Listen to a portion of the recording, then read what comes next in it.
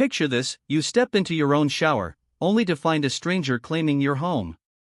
One man's fight against a corrupt HOA turns a quiet lake cabin into a battleground, where cunning, legal moves, and a touch of revenge reclaim not just his house, but an entire neighborhood's freedom. "Ma'am, I don't mean to sound impolite, but you've got 3 seconds to get out of my shower before I call the sheriff, who by the way still owes me 20 grand from poker night." That's exactly what I said, soaking wet in my own cabin, towel in hand, toothbrush dangling from my jaw, staring at a half-naked stranger who screamed louder than the showerhead. She screamed like she was the victim, clutched the curtain, slipped, hit the sink, then yelled, "This is my house. Get out or I'll call the HOA." I stood there, mouth foaming with mint and fury, and realized something horrifying. While I'd been gone for 6 weeks on a construction job in Alaska, someone had broken into my cabin, rearranged the furniture, hung up fake art, changed the damn locks, and was now standing there acting like I was the squatter. The sheriff came with that same confused expression he wore when he lost to me in Texas Hold'em last year. He looked at the deed I shoved in his face, then at the papers she waved around that had an HOA stamp. I thought it was a prank, but it wasn't. I was being evicted from my own cabin by a stranger holding a muffin basket in some glittery "Ho welcome" folder that declared the cabin abandoned property legally purchased in a quiet bid by the Homeowners Association of Graybird Lakeside Preserve. I laugh. Then I stop because the signature on the paperwork, mine, was forged and I knew who did it. Karen Witherspoon, president of the HOA, eternal tyrant of picnic rules, and the woman who once fined me $80 because my porch lights were too festive for a Wednesday. I slept in my truck that night, not because I had no money. No, I could have stayed in a 5-star hotel an hour away. But I wanted to be close. I wanted to hear every misplaced footstep, every light switch they flipped, every cabinet they opened in my house. My truck smelled like sawdust and stale coffee. I didn't sleep much. My mind kept replaying Karen's smug smile when she told me years ago, "If you don't participate in HOA meetings, we'll have to make decisions for you." I had laughed then. I wasn't laughing now. I stared at the cabin's porch light flickering in the dark and promised myself 2 things. 1. I was getting my cabin back. 2. I was going to make Karen Witherspoon scream so hard she'd lose her voice permanently. The next morning, I went to the county recorder's office. Sat in the same gray-walled cubicle where I'd filed my property deed 8 years ago when I inherited the land from my grandfather. I asked for the latest documents on the parcel. The clerk blinked twice, squinted at her screen, then printed a stack of papers with the casual indifference of someone who didn't realize she just handed me a blueprint to war. The deed had been transferred, not once, but twice. First, it was listed as unoccupied for more than 90 days, then auctioned in a closed HOA vote. Final buyer, someone named Sharon Brookwell. I didn't know her. She knew Karen though, her sister-in-law apparently. And now she was living in my house, scrubbing her feet on the welcome mat I bought from Home Depot. I didn't storm the HOA office like a madman. I'm not stupid. Instead, I pulled up every law, regulation, and footnote about private property transfer, HOA authority, easements, and quiet title claims. Turns out I had something Karen didn't know existed. A sliver of old legal language from 1971 tucked into my grandfather's original deed. Something even the county clerk missed. An easement. Not just any easement. A master access easement that legally gave me control of the only road leading to the lakefront cabin, including hers, including Sharon's, including the 15 other houses that paid their monthly dues to Karen in fear of being fined for sneeze volume or unapproved wind chimes. I walked back to the lake that evening with a folder in my hand and a smile on my face. Karen stood near the HOA office with her arms crossed, lips thin, eyebrows sharp. I ignored her, drove to the front gate, unlocked the utility box, flipped the switch that cut public access, and locked it again with a chain so thick it could anchor a battleship. Then I posted a laminated sign, "Private Road. Entry revoked until legal dispute resolved." Within 30 minutes, my phone rang. I let it go to voicemail. Then the sheriff texted me. I sent him a copy of the easement, the deed, the statute, and a smiley face. By midnight, the entire neighborhood buzzed like a hornet's nest. Flashlights flickered. SUV wheels screeched against gravel. Karen tried to open the gate and nearly slipped. She banged on my truck window like a banshee. "You can't do this," she shrieked. "You're illegally blocking a public road." I slowly rolled down the window and said, "It's not public. It's mine. Your HOA never bought it. You missed the fine print."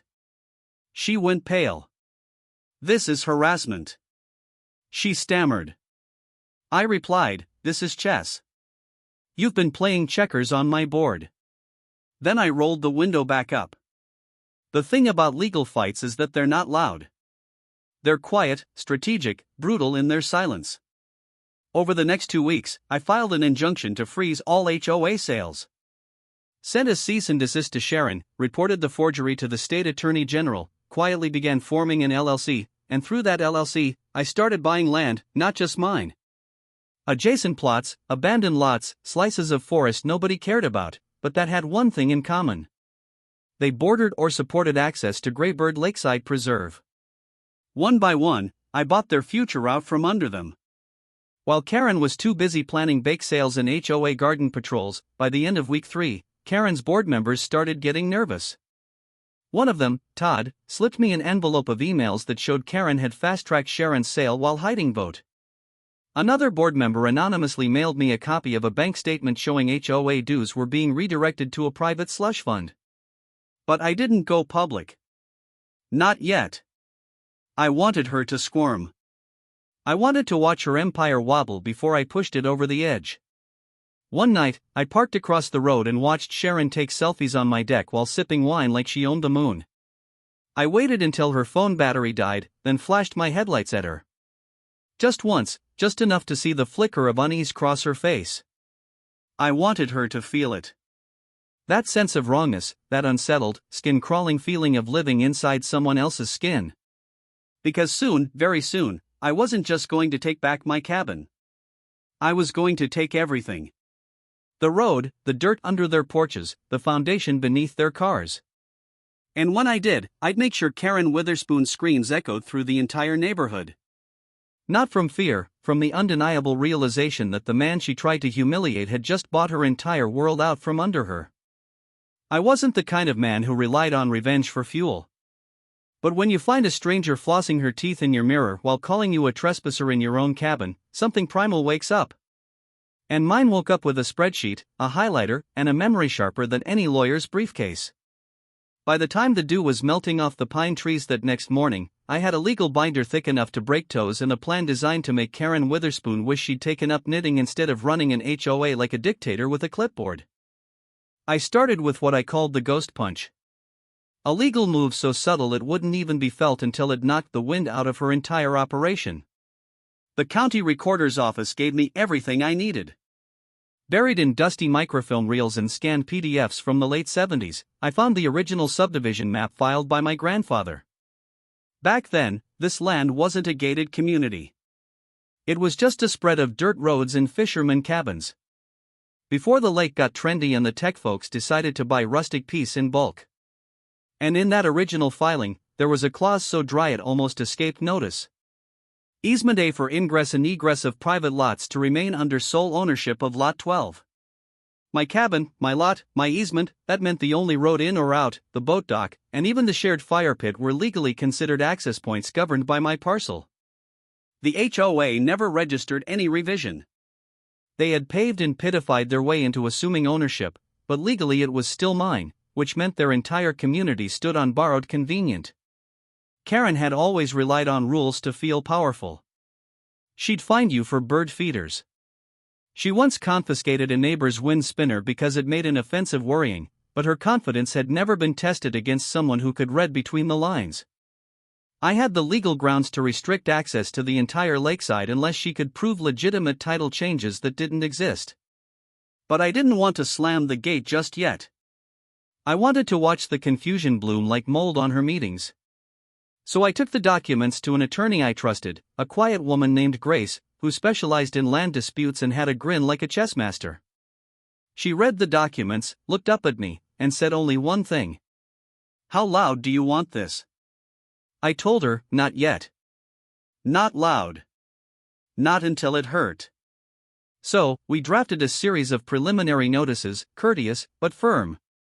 We mailed them to every homeowner in the development, stating that Lot 12's easement rights were being reviewed for usage permissions, and until resolved, access might be restricted. Then, we waited. The first ripple came on a Wednesday morning. A neighbor named Marvin knocked on my truck window and said, "Hey man, the HOA says you're causing problems." But I looked at the letter and is this for real? I showed him the original map. Marvin went pale. He'd lived there for 20 years and never knew his driveway technically ran through my easement. He shook his head and whispered, "She's going to lose it." She did. By Friday, Karen had called an emergency HOA board meeting in the community center. I didn't go. I sat on a camp chair across the lake with binoculars and watched through the windows. People were yelling, fingers were pointing. At one point, she threw a stack of paper at someone and stormed out onto the patio. She called me 20 minutes later. I let it ring until voicemail. The next day, she filed a formal complaint with the county zoning board accusing me of harassment and obstruction. Grace smiled when I handed her the notice. "Perfect," she said. "Now we can countersue for slander and unlawful property misrepresentation." I filed a petition to temporarily restrict access through the easement based on usage abuse. We worded it carefully. No names, no drama, just data and legal references. It forced the HOA to respond through official channels. Now they were on my board, my game. While they scrambled to untangle their mistake, I played a deeper game. I went back to the zoning office under my LLC alias, Oakshade Holdings, and inquired about tax delinquent parcels within Graybird Lakeside. There were 6 small lots, overgrown or undeveloped, but each one adjacent to existing homes. I bought 2 within the week. One was a sliver of forest that ran behind Karen's property, the other a long strip along the community road. Cheap, ignored, considered useless until you realized they were legally separate from the HOA and zoned for flexible use. Then I bought another, a 3-acre patch up the hill no one wanted because of poor soil. It had one feature I needed, a service access road that led to the water tower supplying Graybird. Now I had leverage over water access to Grace helped me file the LLC ownership discreetly. No one knew who was buying the land yet. I wanted it that way. Karen retaliated with flyers, bright yellow ones, accusing a hostile actor of trying to destroy community unity. She hosted a bake sale fundraiser to cover legal costs. At that bake sale, someone noticed the paperwork for Sharon's house purchase had been altered after the fact. A nosy neighbor named Linda took photos and posted them to the town forum. Karen denied everything, but cracks were spreading. At night, people started whispering. They came to me quietly, asked what was going on. I told them the truth. I wasn't trying to hurt anyone. I was protecting what was mine and reminding the HOA that you don't get to play Monopoly with real houses unless you know the rules. By the end of the month, I owned 6 parcels outright and had option contracts on 3 more. Grace filed a formal motion to audit the HOA's voting records for the past 5 years. Karen's panic began to show. She started walking faster, talking louder, snapping at the board. At one point, she tried to ban porch conversations after 9:00 p.m., citing noise pollution. It backfired. I kept the pressure invisible, but relentless. Sent notices about upcoming land use plans. Consulted a landscape architect about fencing options. Had a surveyor mark boundaries with neon tape. When Karen woke up and saw her backyard lined with orange flags, she screamed so loud I heard it from my truck. Sharon, meanwhile, had gone quiet. I learned from a neighbor that she'd stopped hosting guests. Someone threw a rock at her car. People were starting to turn because now it wasn't just about legal papers. It was about feeling lied to. Karen held the leash too tight and people started gnawing through it. One morning, I stood at the lake's edge and watched the fog lift. The wind was soft. The pine trees swayed like they were whispering. I looked at my cabin, still occupied by someone else, and felt nothing but patience, because I knew what was coming. I wasn't just going to win back my home. I was going to peel the skin off the HOA one document at a time until Karen Witherspoon stood alone in the ruins of her own arrogance. I would do it quietly, legally, thoroughly, and when it was done, no one would remember her rules. They'd remember the man she tried to erase. The man who turned a lake cabin war into a full-blown neighborhood takeover. And I was just getting started. The thing about power is that most people think it looks like a podium, a microphone, or a printed name on a boardroom wall. But real power is quiet. Quiet like ink drying on a deed transfer. Quiet like the rustle of surveyor flags fluttering on land someone else thinks is theirs. While Karen was busy passing out flyers and fighting imaginary devils in community newsletters, I had already bought the dirt under her feet, or more precisely, the dirt under her curb, her mailbox, and half of the ornamental shrubs she planted without realizing the property line was a few feet off. I didn't announce it. I didn't post signs. I just filed the purchase with the county under Oakshade Holdings LLC, paid in full through a transfer routed out of my side business account, and smiled when the county clerk asked me if I planned to build anything. I told her not yet, but when I did, I promised it would be unforgettable. Then I walked out with another packet of printed surveys, parcel maps, and tax delinquencies. Every square foot I bought chipped away at the illusion Karen had spent years building. She thought she ran a neighborhood, but what she really ran was a cardboard kingdom stacked on my kindling. I turned my attention to a neglected strip of land that nobody had touched in years, right between Sharon's cabin and the lakefront path. It was technically undevelopable due to some old runoff drainage issue, but to me it was a golden opportunity. It gave me legal access to the walking trail the entire HOA used, which meant once I owned it, I could legally install fencing, cameras, and if necessary, even a small gatehouse under county code for conservation security. Grace laughed when I told her the plan and said, "They'll scream bloody murder." I told her that was the point. So, I made the purchase, filed the land as sensitive environmental buffer, and put up a humble little sign that read, "Future restoration in progress. Do not enter." Within hours, Karen was pacing in front of it with a yardstick and a clipboard. She tried calling the zoning department. They told her everything was in order. She tried calling the mayor. He forwarded her to voicemail. She left a comment on the county's Facebook page that said, "This man is trying to destroy our community with bureaucracy." She didn't realize how ironic that was. Meanwhile, I quietly met with a local landscaping firm under the pretense of restoring native vegetation to the new parcels. They were excited, wrote me up a mock blueprint for trails, benches, privacy fencing, and water runoff improvements. I had no intention of turning it into a public park, but the permit applications made Karen foam at the mouth, especially when they required a review of existing HOA impact on non-member land. That phrase alone sent her into orbit. She called another emergency board meeting. More people showed up than usual, and this time the whispering didn't stop when she entered the room. A neighbor named Julie stood up and asked, "Why is the HOA getting involved in private land disputes?" Karen tried to pivot, accused me of sabotaging the peace, then started ranting about the dangers of unchecked capitalism. Someone laughed. I wasn't there, but 3 different neighbors told me about it in detail. The pressure kept building. I filed a formal complaint with the state housing department, not just against the HOA, but against Karen personally for participating in a fraudulent property transfer. Grace had collected enough evidence to justify it: photos of altered sale forms, notarization stamps that didn't match, even a board email from Todd that said, "Are you sure we can do this without notifying him?" The housing department opened a case. Karen was served documents during a yoga class. Her scream echoed across the lake. I heard it while reading a book on my dock. Her voice cracked halfway through the second curse word. Sharon, now living in my house with curtains she didn't buy and cookware she never earned, started acting odd. She stopped making eye contact with neighbors. Her dog disappeared mysteriously for 2 days, then reappeared inside my truck one morning with a chewed-up HOA pamphlet in its mouth.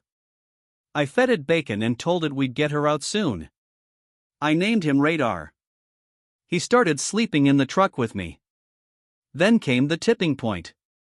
I bought a narrow sliver of roadside property that ran directly behind 5 of the neighborhood homes. It was an old utilities corridor, never developed, left dormant since the 80s. But it had an easement clause in its zoning that allowed the owner to build maintenance access structures like gates, sheds, even fences without HOA permission, provided it was for private improvement. So, I had a fence built, a beautiful 6-foot-tall wooden fence with thick vertical planks and no visible gap. It wasn't around my cabin. It was around Sharon's backyard. One morning, she walked out to sip coffee and saw nothing, but with slats where there used to be lake view. She screamed so loud the birds left the trees. Karen called me that afternoon. She didn't even try to sound polite. "You've gone too far," she hissed. I said, "You're right. I should have started earlier." She threatened to sue me for harassment. I told her to check her mailbox. Grace had already filed a countersuit and a request for injunction on her HOA privileges pending investigation. I could hear her breathing hard like a cornered animal. I said, "Karen, you thought you bought my house, but you didn't. You bought a fight, and I don't lose fights when I'm the one writing the rulebook." Then I hung up. At night, I walked the perimeter of my newly acquired land with radar. Neighbors had stopped waving. They watched from behind blinds. Some looked apologetic, others curious. A few even smiled like they'd been waiting years for someone to stand up to the Queen of Fines. I didn't want to be a hero. I wanted my house back. But now it was bigger than that. Now it was about showing every smug clipboard-wielding tyrant that you can't steal from someone who's willing to burn the map just to redraw it with your name erased. One morning, I woke up to find Karen's car parked partially across a boundary line I now owned. It was an accident, probably a lazy park job from a woman too distracted to read the freshly staked markers, but to me it was a gift. I took photos, measured the overhang, called my landscaper, and had him draft a plan for a new fence extension. Then I submitted the permit. I didn't have to build it yet. Just the paperwork was enough to make her start sweating. Later that week, I got an anonymous tip from a neighbor that Karen was planning to call a town meeting to oust me from the community altogether. She had drafted a list of behavioral violations and was passing it around as justification. I laughed. Then I leaked an email to the local news, one that Grace had dug up from an old server backup.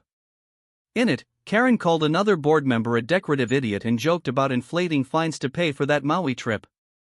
The news ran it under the headline, "HOA President's Ugly Emails Spark Outrage." The next day, Karen found spray-painted letters across her driveway that read, "Decorative idiot lives here." It was a Saturday morning when the storm finally cracked open. The kind of morning where the lake looks like glass. Birds chirp without worry and the whole world pretends nothing is wrong. Even as every foundation begins to rot underneath. Karen stepped onto her porch in a silk robe and sunglasses, the kind she wore when she wanted to be seen pretending not to care. But I knew she was unraveling. The newspaper was late. Her HOA emails were going unanswered. Sharon hadn't returned her calls in 4 days. And 3 different neighbors had filed complaints against the HOA for retaliatory fines that mysteriously appeared after they'd spoken to me. What really got her, though, was the small sign planted near her driveway just beyond the tip of her front wheel. Surveyor certified, legally permitted, laminated, and everything. It read, "Future gate installation, private drive access required." She stared at it for a long time before kneeling beside it, sunglasses trembling in her hand. I didn't watch from afar this time. I stood across the street, leaned against my truck, sipped my coffee, and raised my mug in a silent toast. She saw me, and for the first time, she didn't yell.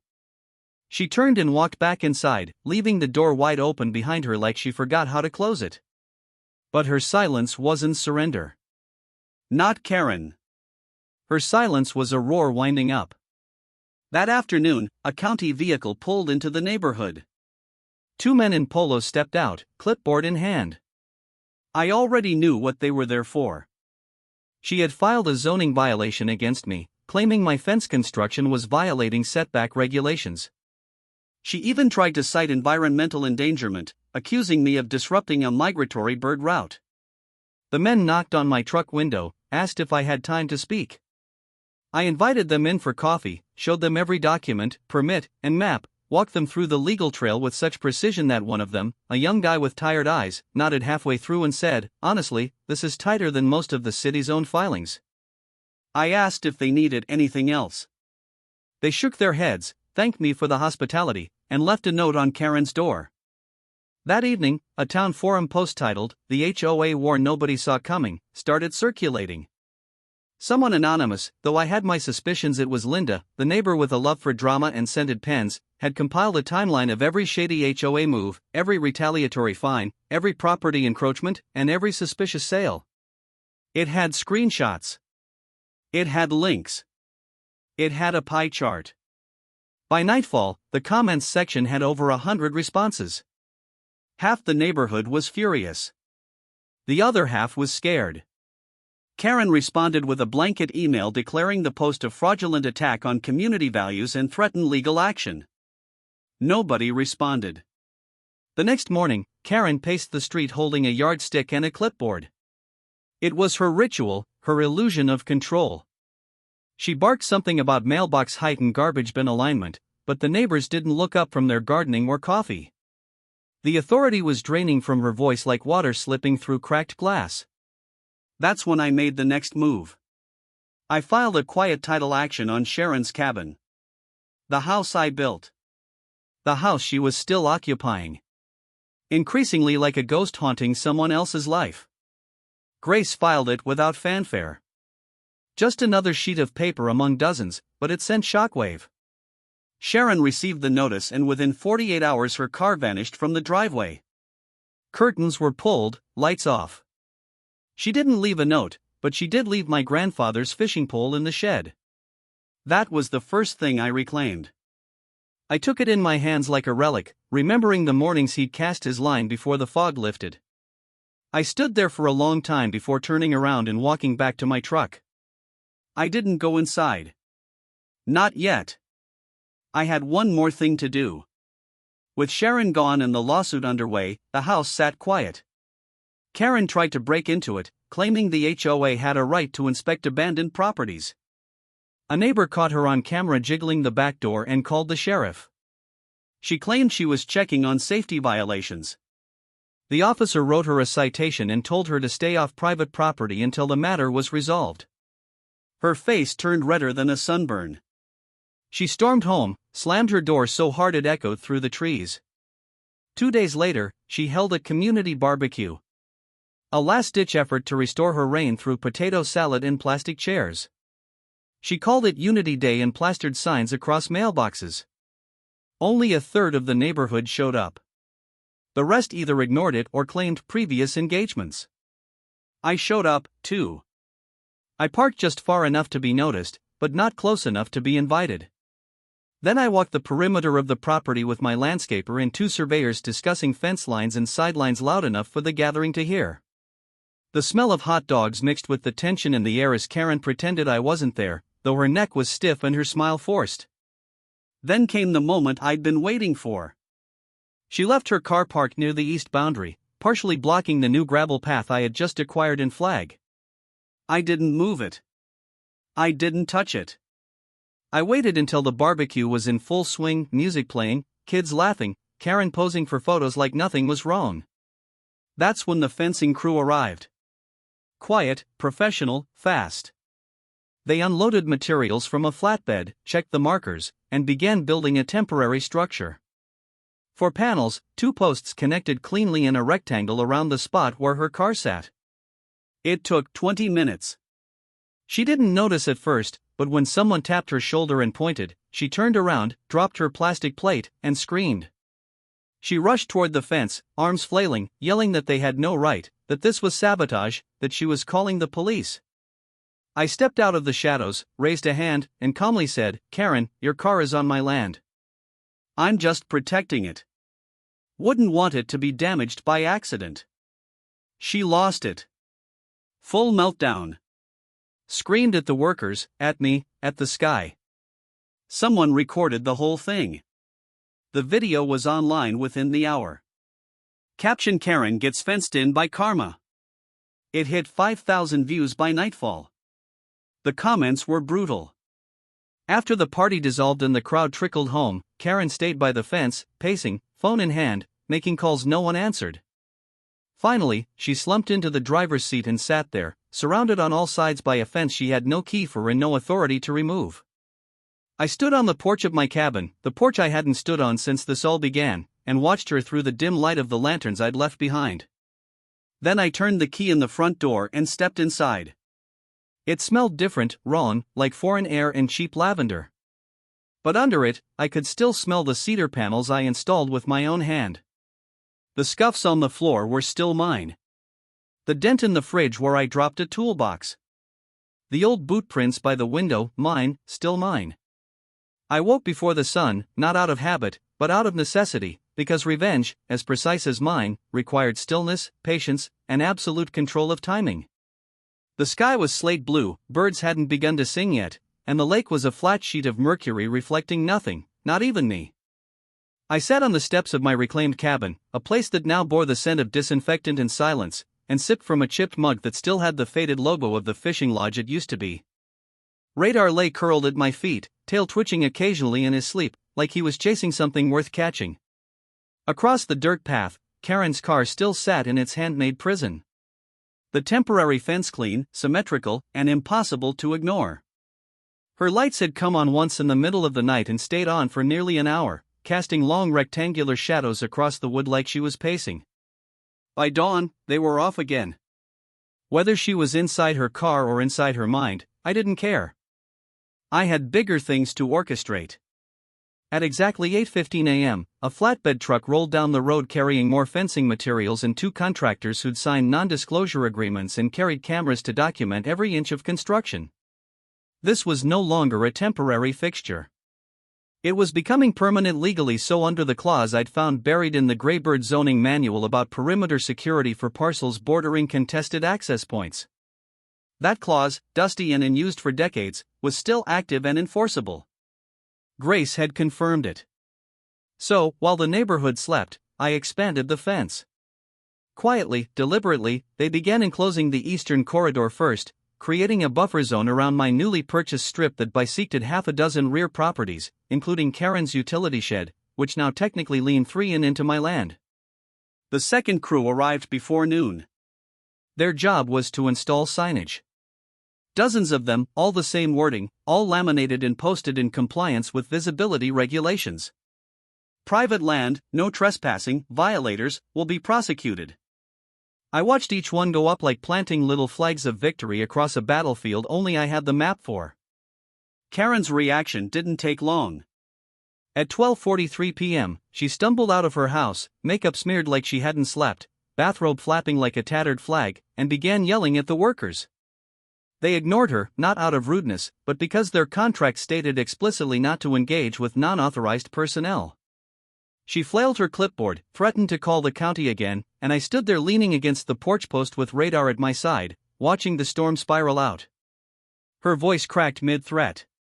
One of the workers took a picture of the fence line for the records and accidentally caught her mid-scream, eyes wild, hair uncombed, mouth twisted like she'd tasted vinegar.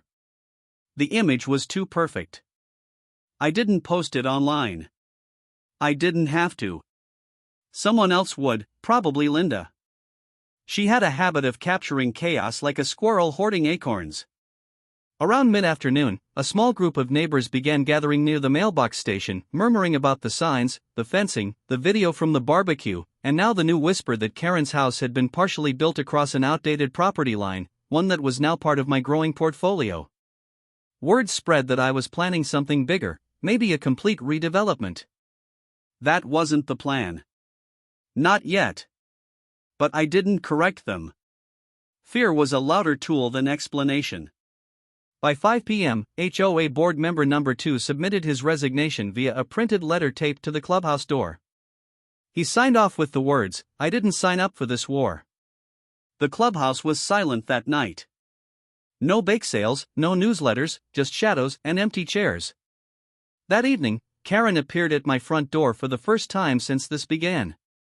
Her knock was soft, hesitant, like she wasn't sure what part of herself was still allowed to be bold. I opened the door and leaned against the frame, mug in hand, waiting for the hurricane. But she didn't scream.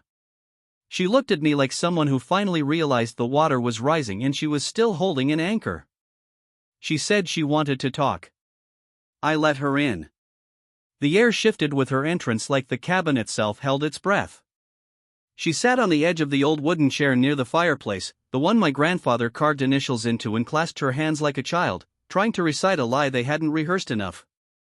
She started talking about community, about misunderstandings, about how things got out of hand, and how we could undo the mess together. I listened in silence, letting each sentence hang in the air until it folded under the weight of its own insincerity.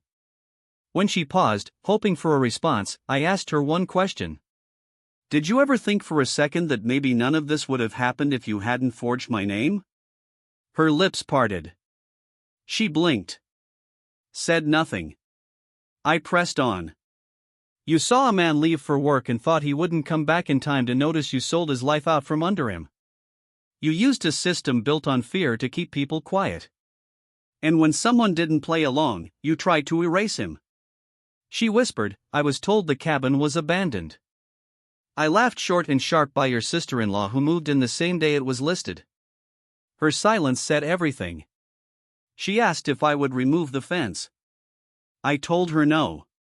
She asked if we could work out a compromise. I told her I wasn't interested in deals. I was interested in reminders. She asked what I meant. I gestured to the window where her car still sat, boxed in by perfectly measured posts and shadowed by the latest sign I had hung myself. Respect is earned, not claimed. She stared at it. Then she stood up slowly, nodded once, and walked out without saying goodbye. That was the first moment I knew she understood the fight wasn't about property anymore. It was about principle, and she had none left to stand on. That night, the HOA formally dissolved. An anonymous vote, 3 board members gone, 2 unresponsive, and half the neighborhood refusing to pay dues until further notice. Karen tried to send out one last email, begging for unity, citing legal threats, waving the banner of community pride one more time, but it bounced from most inboxes. I walked along the lake shore at midnight, the moon slicing through the water like a blade, radar at my side, and listened to the silence. No music, no yelling, no clipboards, just peace. Real peace. But I wasn't done. I knew that when I went to sleep that night, because somewhere deep inside her, the part of Karen that once ruled these streets with smug confidence was still alive, twitching, hungry for retaliation. She'd go to lawyers. She'd dig up codes. She'd try to sue or smear or salvage what scraps of her empire she could. So, I prepared for the final act. One that would leave no room for her return. One that would make even the sound of her heels on pavement a memory too bitter to revisit. Because this story didn't end with her walking away. It ended with her screaming again, just like she had at that fence, only this time not from fury, but from knowing finally and fully that everything she had built was no longer hers, and that the man she tried to erase now owned every last inch of the land that used to listen when she spoke.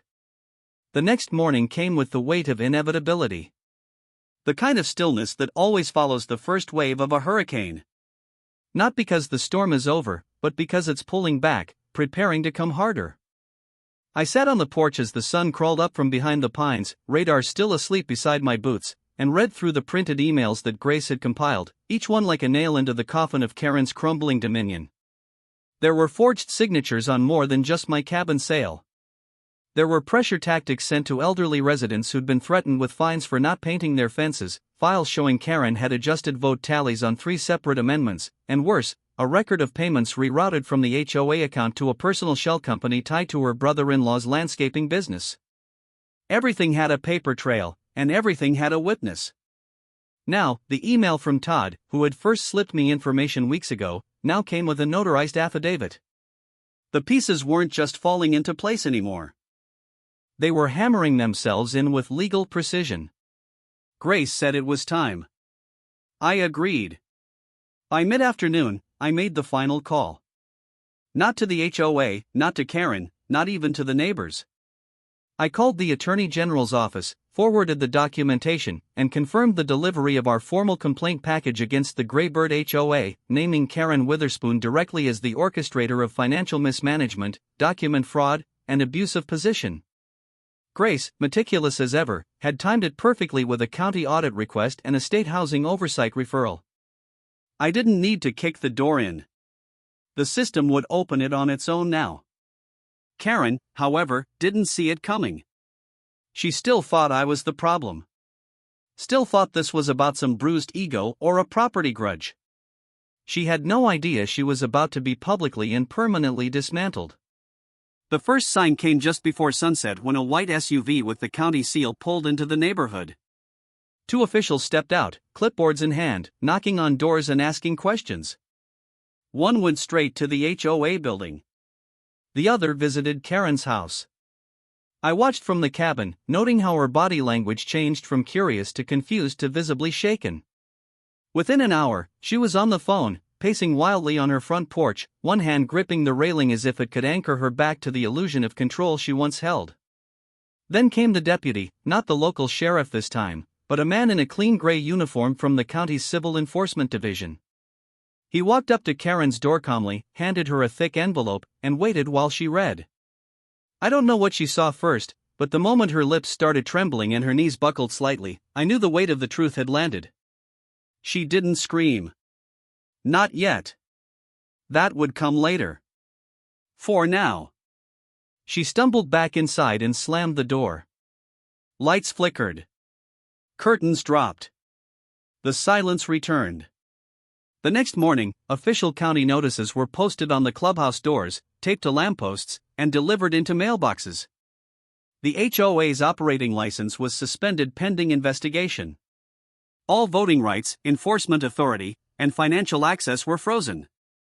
The bank account was locked. The monthly dues, which Karen had scheduled to auto-deduct at the start of every month, were halted mid-process. That was the death blow.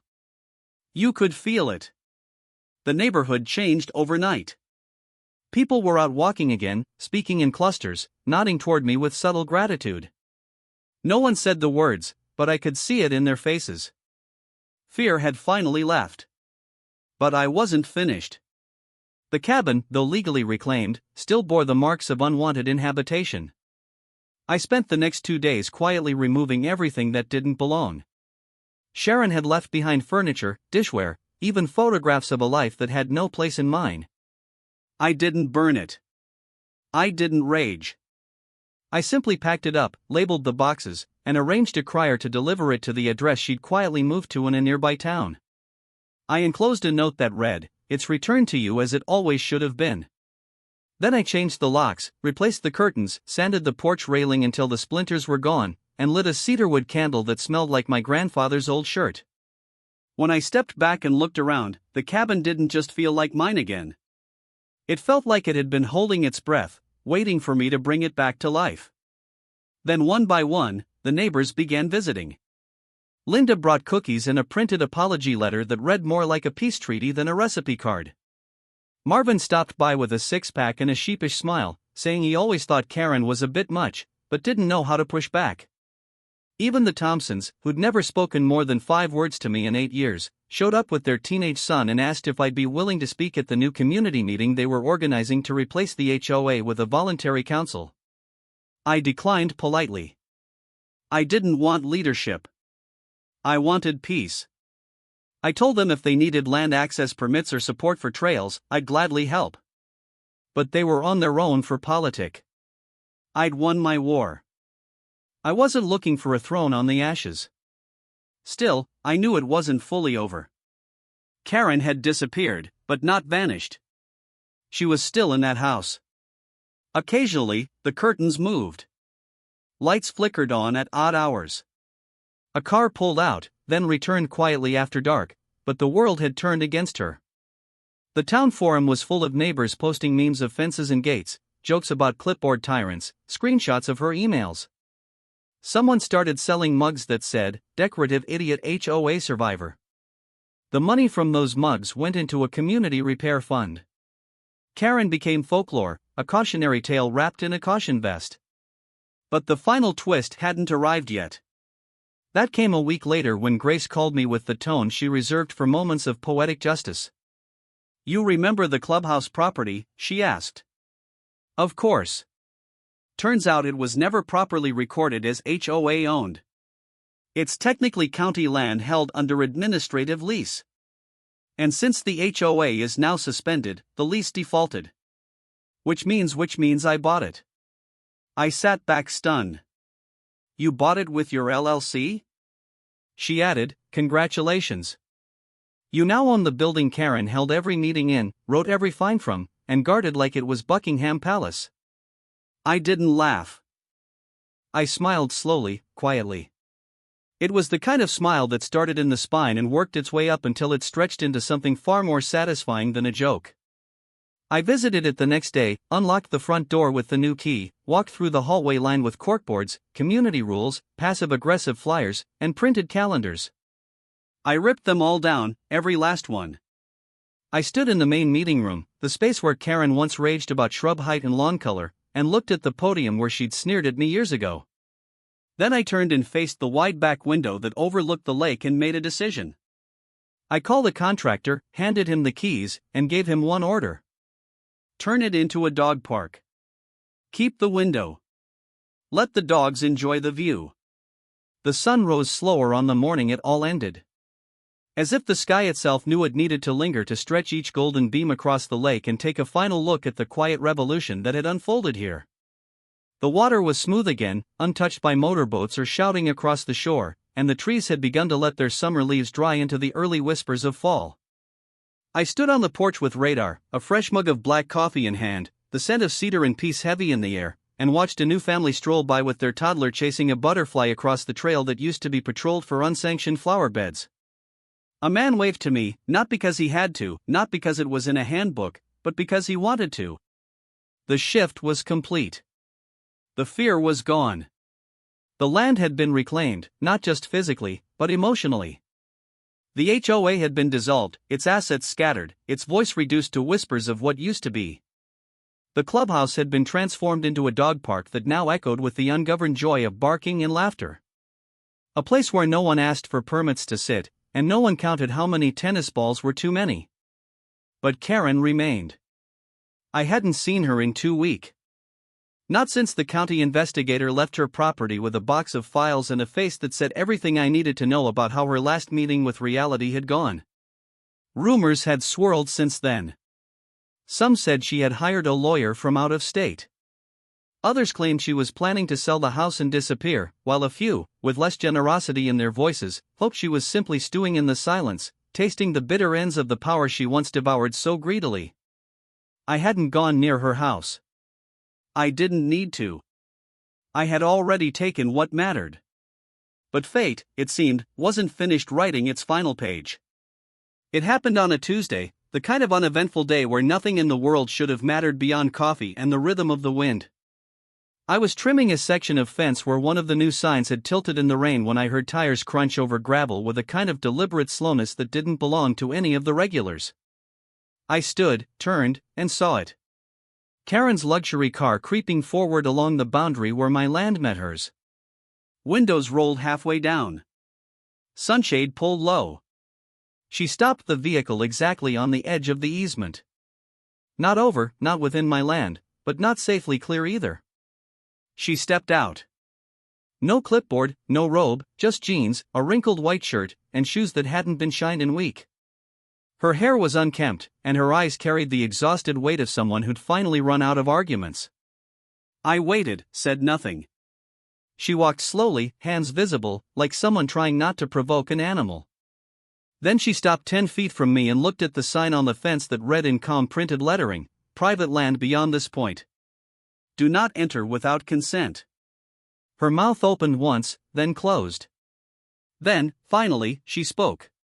She said she was leaving, that she'd listed the house, that the offers had come in lower than expected because of the online videos and the tags that now followed her name around like a digital shadow. She said none of her lawyer's letters had been answered, that the investigators had found irregularities she hadn't anticipated, that the fines she issued were under review, that people in town looked at her differently now. I just nodded. Not because I didn't care, but because I'd already made peace with this part. She wasn't here for apology. She was here for one last chance to salvage something, anything, and I wasn't going to give it to her. Then came the ask. She gestured to the path beyond the fence and said her car was boxed in again. That the fence panels I had extended for the new gravel bed now technically overlapped the path she needed to use to drive out. She said it calmly. No shouting, no threats, just a dry throat and a quiet request. I turned slowly, looked at the fence. It was well within my legal rights, placed deliberately to protect the boundary that had once been trampled without care. I could have moved it. I could have called the crew, given her an opening, done the neighborly thing, but I didn't. Instead, I walked to the fence line, pointed to the new gate just 10 feet to the side, a gate with a combination lock, and said, "You want access? You ask for it?" She stared. I pulled a piece of paper from my jacket pocket and unfolded it. It was a standard access request form. Nothing dramatic, just bureaucracy, her own language. I handed it to her. She took it with trembling fingers. She looked down at it, then up at me, and for the first time in all the years I'd known her, her voice broke. She didn't shout. She didn't argue. She just whispered, "I was wrong." I let the silence settle like dust on an untouched shelf. Then I said, "This could have ended differently." She nodded, folded the paper, walked back to her car. She sat behind the wheel for a long time before driving away. The vehicle navigating carefully around the markers and stones I'd set. It wasn't rage anymore. It was surrender. I stood alone, Radar now pacing beside me like he knew something had shifted in the ground we walked. I looked out across the lake, past the trees, past the cabins that now glowed with lanterns and not tension, and realized this wasn't just the end of a fight. It was the return of something older, the stillness that had once defined this place before it was carved into lots and policies and punishments. I walked back to the cabin, climbed the porch steps, and leaned on the railing, the sun finally beginning its slow descent across the horizon. Later that night, as the sky bruised into twilight, I threw a small gathering. Not an event, not a party, just a few chairs around a fire pit. Old friends and new neighbors. Nothing planned beyond laughter and silence. People brought food. Someone played a guitar. Kids chased Radar through the grass. No one handed out flyers. No one measured lawn height. And as the flames crackled and the stars revealed themselves one by one, I finally sat back and breathed without weight. I looked at the cabin behind me, the land beneath me, and the people beside me, and I knew what I'd really reclaimed wasn't property. It was dignity. It was peace. It was the right to exist without being managed by someone else's fear of losing control. And somewhere across the road, behind closed curtains and empty halls, Karen Witherspoon sat in a house that no longer listened when she spoke, surrounded by silence, not because it obeyed, but because it had moved on without her. That silence was the loudest thing she had ever heard. And that was the ending she wrote for herself. I didn't toast or cheer or carve anything into stone. I just leaned back in my chair, sipped the last of my coffee, and let the sounds of an ungoverned life wash over me. The lake shimmered, the air cooled, the wind at last was free.